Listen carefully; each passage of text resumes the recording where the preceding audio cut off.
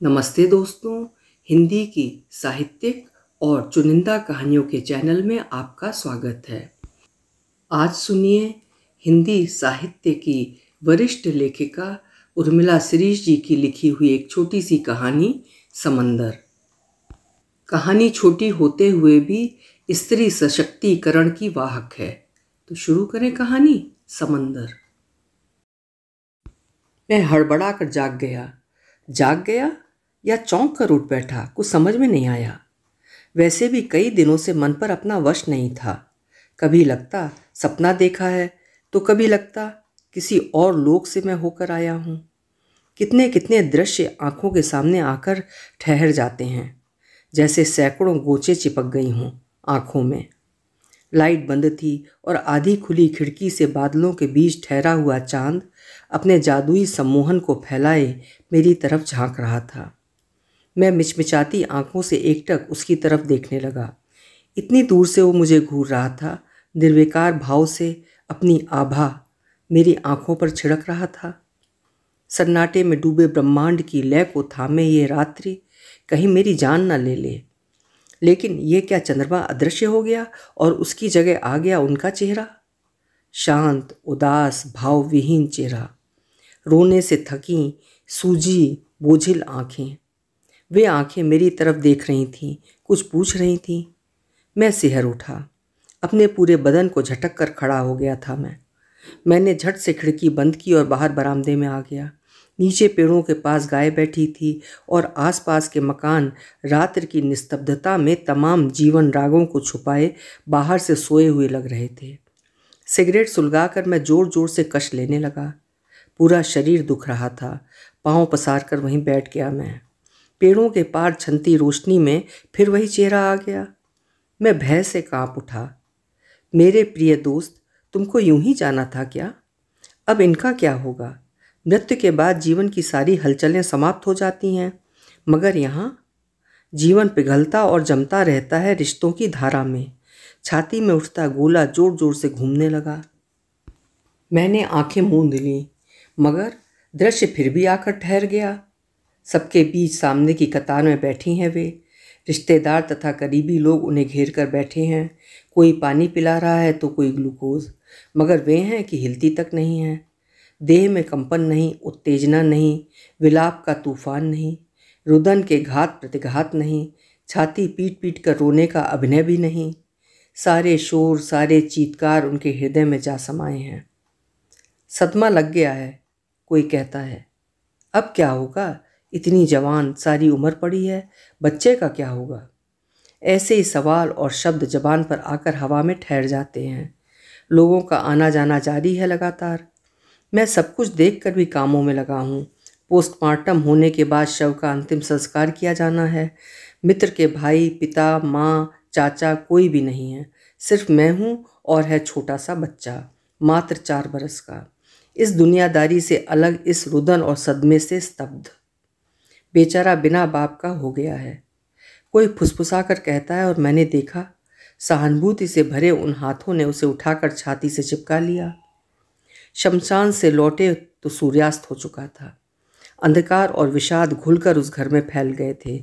जिनको अभी खबर लगी थी वो लोग आकर बैठे थे, मगर वे तब भी वैसी ही बैठी थीं, अचल, निस्पंद, मूक। गले में सिर्फ मोतियों की माला पड़ी थी। अब क्या होगा? मेरा मन हाहाकार करने लगा। 20 साल से साथ रहने वाले मित्र को हमेशा के लिए देह मुक्त करके आया था। सिर चकरा रहा था और आंखों के सामने जलती हुई चिता की लपटें धधक रही थीं। उसका वो चेहरा नहीं, वो चेहरा अब स्मृतियों की कोख में जा पड़ा था और ये चेहरा सामने था। उठिए, अंकु को संभालिए, मैंने धीमे से कहा। कई दिनों की लगातार भाग दौड़ और अब मृत्यु के संत्रास से उनकी देह बुरी तरह से टूट रही थी। इस बीच डॉक्टर आ गया था और उन्हें नींद का इंजेक्शन लगा रहा था। हालांकि उन्होंने हाथ झटक कर विरोध भी किया था। क्यों हम हर दुख से, हर भयानक स्थिति से भागना चाहते हैं? तपने दो, महसूस होने दो सब कुछ। इतने बड़े सच को कितने दिनों तक नींद के इंजेक्शन देकर दूर ढकेलते रहोगे? मैं चाय पीकर वहीं कुर्सी पर बैठ गया। मेरे सामने वो निस्पंद पड़ी थीं और अंकु सुस्त रुआंसा सा मेरी गोद में चिपका बैठा था। मुझे सैकड़ों प्रकार की चिंताओं ने घेरना शुरू कर दिया था। पता नहीं कब मेरी नींद लग गई। जागा तो देखा वे वहाँ नहीं थी। अंकु, तुम्हारी माँ कहाँ है? अंदर। मैं उठकर अंदर चला गया। देखा वे पलंग के किनारे बैठी सड़क की ओर देख रही हैं, जैसे प्रतीक्षा कर रही हूँ कि वे आएंगे या आने वाले हैं। मैं उनके लिए चाय बनाकर ले गया। मेरी तरफ क्षण भर के लिए देखा उन्होंने। गोरी नाक पर एक बिजली की तरंग चपकी और नाक को लाल करती हुई आंखों में समा गई। कई कई आंसू चाय के प्याले में टपक उठे। चाचा, मम्मी फिर रोने लगीं। मेरे पापा को सबने मिलकर आग में जला दिया। मैं किसी से बात नहीं करूँगा। अंकु ने मेरे हाथ को झटक कर कहा। मैं सन्न सा उसका रोष से भरा चेहरा देखता रह गया। धूप फैलकर पलंग पर बिखर गई थी और पेड़ों पर चिड़ियाँ कलरव कर रही थीं। उन्होंने बिना पिए ही चाय का प्याला खिसका दिया और पाँव ऊपर रखकर बैठ गईं। मुझे याद आया वे प्रेग्नेंट हैं और इन दिनों उनके पाँवों में सूजन आ गई है। मुझे उनकी इस अवस्था की चिंता होने लगी।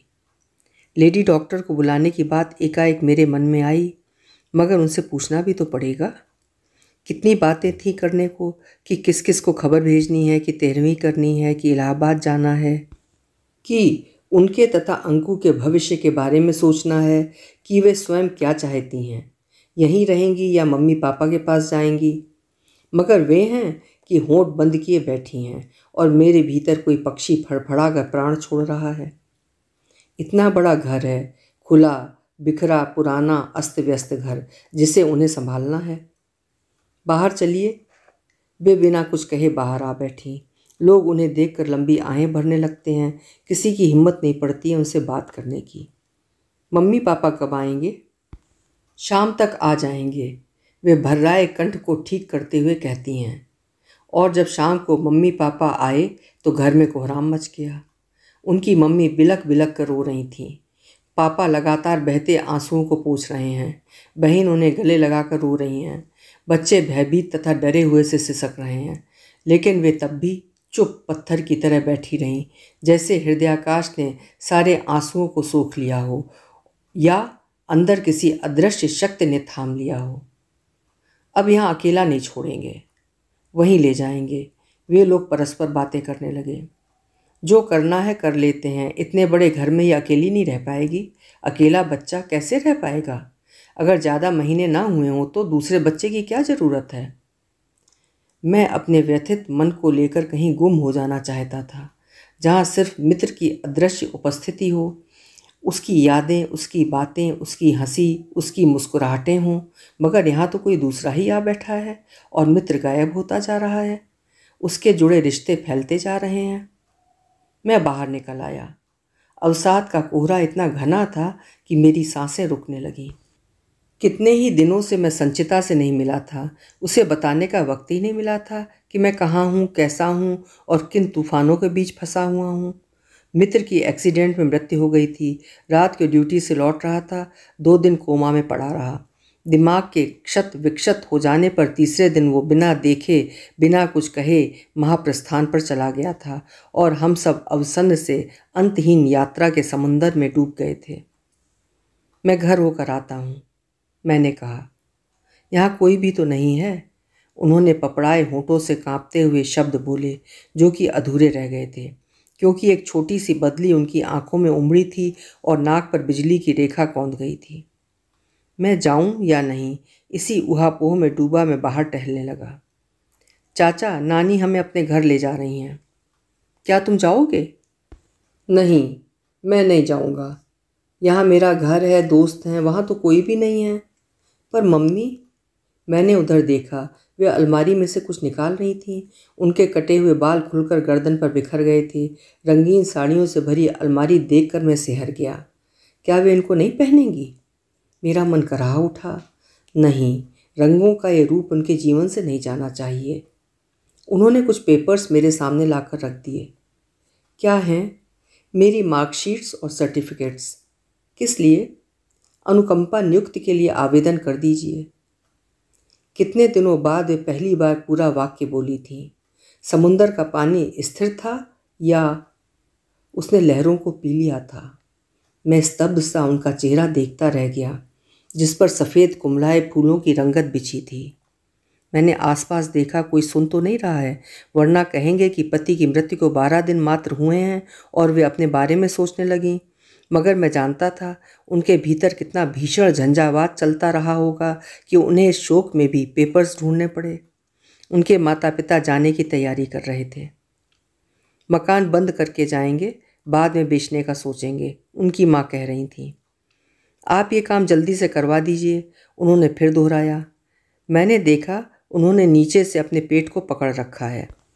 कहीं उन्हें कोई तकलीफ तो नहीं है, या बच्चा अंदर हलचल कर रहा है।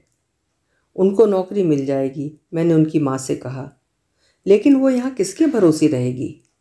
मैं असहाय सा उनको देखता रहा। आखिर मित्र के परिवार को मैं कितना संभाल सकता हूँ। छटपटाहट और दुश्चिंता के कारण मेरे पाँव डगमगा रहे थे। मैं टकराता गिरता पड़ता बरामदे तक आया और ऑटो में बैठकर घर आ गया। मुझे लगा मैं तेज बुखार में तप रहा हूँ, तड़प रहा हूँ। संचिता को फ़ोन करके मैंने बुलाया। पता नहीं क्या फ़ैसला लिया होगा उन्होंने। क्या वे चली जाएंगी? जाएंगी तो क्या करेंगी? मैं जल्द जल्द तैयार होने लगा। फाइल में रखे पेपर्स सामने पड़े थे। जब मैं वहाँ पहुँचा तो देखा वे बरामदे में बैठी सामान व्यवस्थित कर रही थीं। देखो मैं कितना समझा रही हूँ इसको, मगर ये कुछ बोलती ही नहीं। मैंने उनके झुके हुए चेहरे की तरफ देखा, जिस पर धूप के छायाकरण झिलमिला रहे थे। इस दौरान उनका चेहरा एकदम दुबला तथा चपटा सा हो गया था। अंकु के स्कूल फ़ोन कर दीजिए, मैं बता दूंगा। मैं मन ही मन छटपटा रहा था कि क्या वे इस शहर से जा रही हैं।